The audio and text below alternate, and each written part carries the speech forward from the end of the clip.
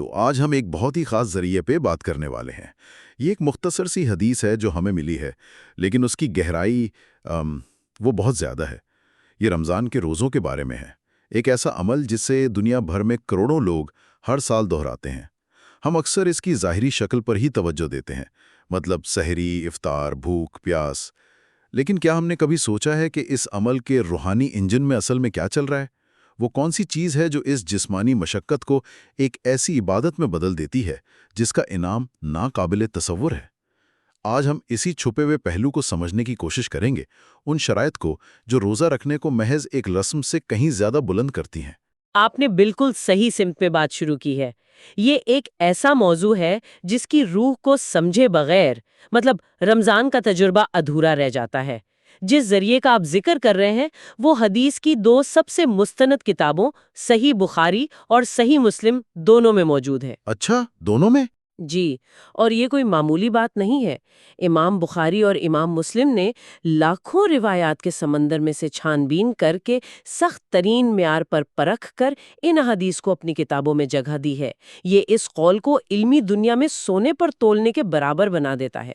حدیث کچھ یوں ہے کہ نبی کریم صلی اللہ علیہ وسلم نے فرمایا، جس شخص نے ایمان کے ساتھ اور ثواب کی نیت سے رمضان کے روزے رکھے، اس کے پچھلے گناہ معاف کر دیے جاتے ہیں۔ اچھا، یہ تو بہت سادہ اور سیدھا لگتا ہے، لیکن اس میں دو الفاظ ہیں جو مجھے فوراً اپنی طرف کھینچتے ہیں: ایمان کے ساتھ۔ جب ہم یہ سنتے ہیں تو پہلا خیال یہی آتا ہے کہ اس کا مطلب ہے کہ روزہ رکھنے والا مسلمان ہو، لیکن کیا یہ اتنا ہی ہے؟ خاص طور پر اس شخص کے لیے جو ایک مسلمان گھرانے میں پیدا ہوا، جس نے ہمیشہ سے ہی اپنے ارد گرد لوگوں کو روزہ رکھتے دیکھا ہے، اس کے لیے اس شرط کے کیا معنی ہیں؟ کیا اس کا ایمان ایک خودکار چیز نہیں ہے؟ یہ بہت اہم سوال ہے، کیونکہ یہ ہمیں رسمی مذہب اور زندہ ایمان کے فرق کو سمجھنے میں مدد دیتا ہے۔ دیکھیں، ایمان کے ساتھ کا مطلب صرف یہ نہیں کہ کسی کے شناختی کارڈ پر مذہب اسلام لکھا ہے۔ اس کا مطلب ہے ایک شعوری اور دل سے کیا گیا اقرار۔ یہ اس بات کا اقرار ہے کہ میں یہ مشقت اس لیے برداشت کر رہا ہوں کیونکہ میں دل کی گہرائیوں سے یقین رکھتا ہوں کہ یہ میرے خالق کا حکم ہے۔ اچھا، یہ کوئی خاندانی رواج نہیں، کوئی ثقافتی تہوار نہیں، بلکہ میرے اور میرے رب کے درمیان ایک ذاتی عہد ہے۔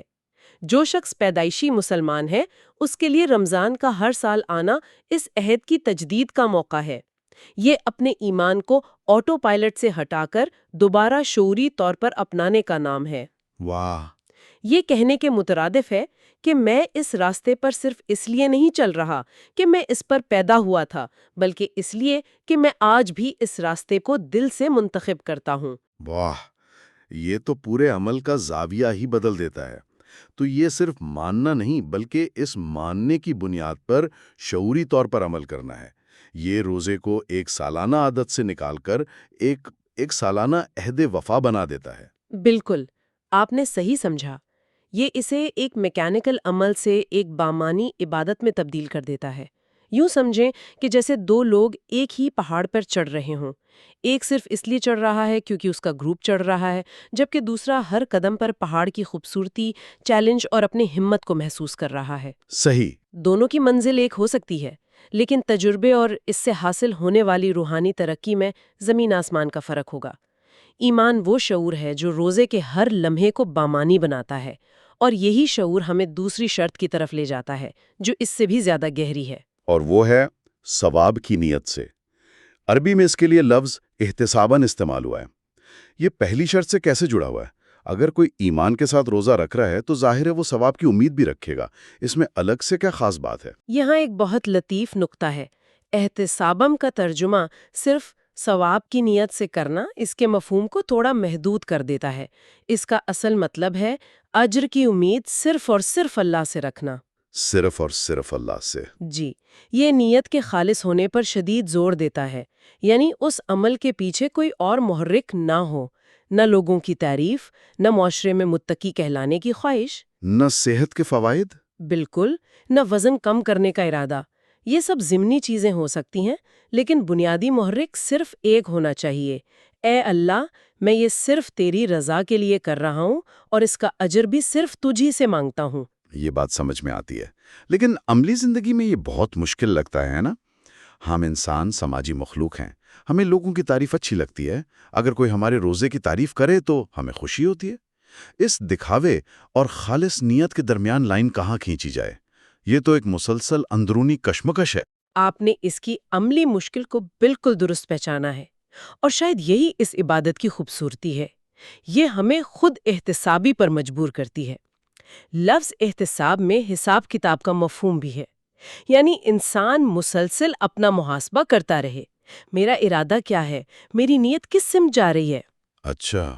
جدید نفسیات کی زبان میں سمجھیں تو یہ انٹرنزک اور ایکسٹرنزک موٹیویشن کا معاملہ ہے۔ یعنی اندرونی اور بیرونی محرکات۔ جی، ایکسٹرنزک موٹیویشن یعنی بیرونی محرکات، جیسے لوگوں کی تعریف، یہ وقتی طور پر خوشی دے سکتی ہے لیکن انسان کو اندر سے کھوکھلا کر دیتی ہے۔ انٹرنزک موٹیویشن یعنی اندرونی محرک جو یہاں اللہ کی رضا ہے، یہ انسان کو حقیقی روحانی سکون اور مضبوطی عطا کرتا ہے۔ اور روزہ ایک ایسی عبادت ہے جو اس اندرونی محرک کو پروان چڑھانے کا بہترین موقع فراہم کرتی ہے، کیونکہ یہ ایک پوشیدہ عمل ہے۔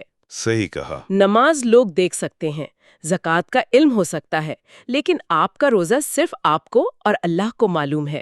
آپ اکیلے میں پانی پی سکتے ہیں لیکن نہیں پیتے۔ کیوں؟ ایمان اور احتساب کی وجہ سے۔ بالکل۔ یہ تو زبردست نکتہ ہے۔ تو روزہ ایک طرح سے نیت کو خالص کرنے کی سالانہ ٹریننگ ورکشاپ ہے۔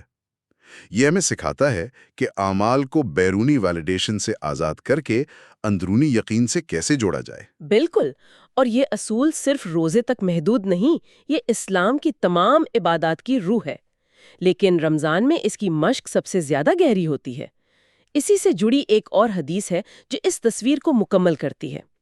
نبی کریم صلی اللہ علیہ وآلہ وسلم نے فرمایا، جو شخص روزہ رکھ کر جھوٹ بولنا اور اس پر عمل کرنا نہ چھوڑے تو اللہ کو اس کے بھوکا پیاسا رہنے کی کوئی ضرورت نہیں۔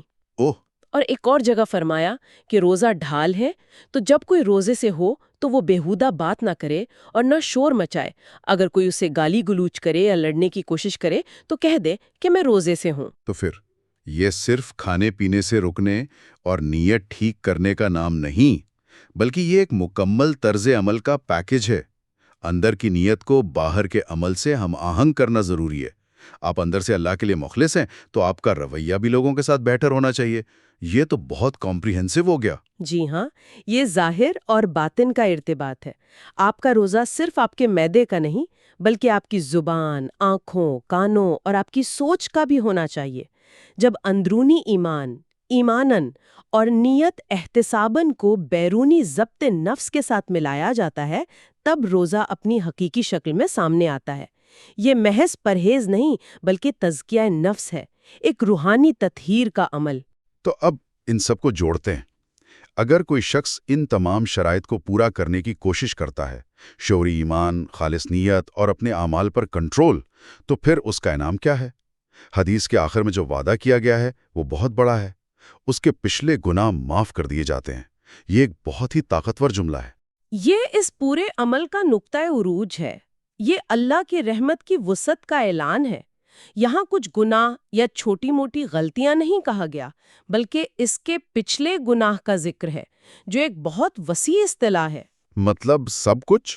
جی، یہ ایک مکمل اسپرچول ریسیٹ کا موقع ہے۔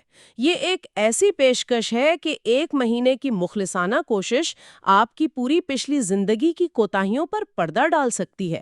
یہ اس امید کا پیغام ہے کہ آپ کتنے ہی گناہوں میں ملوث کیوں نہ رہے ہوں، واپسی کا دروازہ ہمیشہ کھلا ہے، اور رمضان اس دروازے میں داخل ہونے کا بہترین راستہ ہے۔ لیکن یہاں ایک سوال پیدا ہوتا ہے۔ علماء اکثر صغیرہ یعنی چھوٹے گناہوں اور کبیرہ یعنی بڑے گناہوں میں فرق کرتے ہیں۔ کیا اس وعدے میں تمام قسم کے گناہ شامل ہیں؟ یہ ایک اہم علمی نقطہ ہے۔ اکثر علماء کی رائے یہ ہے کہ اس حدیث میں بنیادی طور پر صغیرہ گناہوں کی معافی کا وعدہ ہے، جو انسان سے روزمرہ زندگی میں سرزد ہوتے رہتے ہیں۔ جہاں تک کبیرہ گناہوں کا تعلق ہے، جیسے کسی کا حق مارنا یا دوسرے بڑے گناہ، ان کے لیے سچی توبہ شرط ہے۔ اچھا۔ توبہ کا مطلب ہے گناہ پر شدید ندامت، اسے فوراً چھوڑ دینا اور آئندہ نہ کرنے کا پختہ عزم۔ لیکن یہاں دلچسپ بات یہ ہے کہ رمضان کا پورا مہینہ اور روزے کا ماحول توبہ کے لیے سازگار ترین ماحول فراہم کرتا ہے۔ یہ تو ہے۔ جب ایک انسان ایمان اور احتساب کے ساتھ روزہ رکھتا ہے، اس کا دل نرم ہوتا ہے، وہ اللہ کی طرف متوجہ ہوتا ہے، تو اس کے لیے اپنے بڑے گناہوں پر نادم ہو کر توبہ کرنا آسان ہو جاتا ہے۔ تو یہ حدیث صغیرہ گناہوں کی خودکار معافی کی خوشخبری دیتی ہے اور کبیرہ گناہوں سے توبہ کرنے کے لیے ایک طاقتور محرک اور بہترین موقع فراہم کرتی ہے۔ اس لیے یہ ایک مکمل روحانی صفائی کا پیکیج ہے۔ تو اس کا مطلب یہ ہوا کہ رمضان صرف ایک سالانہ رسم نہیں، بلکہ یہ اپنی زندگی کے پورے کھاتے کو صاف کرنے کا ایک حقیقی موقع ہے۔ یہ ایک مکمل روحانی میک اوور ہے۔ یہ صرف بھوک پیاس برداشت کرنا نہیں، بلکہ یہ ایمان کی تجدید، نیت کی پاکیزگی، کردار کی تعمیر اور پھر گناہوں سے پاک ہونے کا ایک مربوط نظام ہے۔ آپ نے اس کا بہت خوبصورتی سے خلاصہ کیا ہے۔ یہ ایک تبدیلی کا عمل ہے۔ یہ انسان کو یاد دلاتا ہے کہ اس کی زندگی کا مقصد صرف مادی خواہشات کی تکمیل نہیں، بلکہ اس سے کہیں بلند ہے۔ یہ انسان کو ضبط نفس سکھاتا ہے، اسے اپنے خالق کے قریب کرتا ہے اور اسے ایک صاف ستھری سلیٹ کے ساتھ ایک نئی شروعات کا موقع دیتا ہے۔ تو آج کی اس گفتگو کا خلاصہ کریں تو یہ بات سامنے آتی ہے کہ رمضان کے روزوں کا سب سے بڑا انعام یعنی پچھلے گناہوں کی معافی دو بنیادی ستونوں پر قائم ہے۔ پہلا، اللہ پر غیر متزلزل اور شعوری ایمان کہ یہ اسی کا حکم ہے، اور دوسرا، خالصتاً اسی سے اجر و ثواب کی امید جس میں کوئی دنیاوی غرض یا دکھاوا شامل نہ ہو۔ اور یہ کہ یہ محض ایک رسم یا روایت نہیں، بلکہ ایک گہرا ذاتی اور روحانی تجربہ ہے جو انسان کو اندر اور باہر سے تبدیل کرتا ہے۔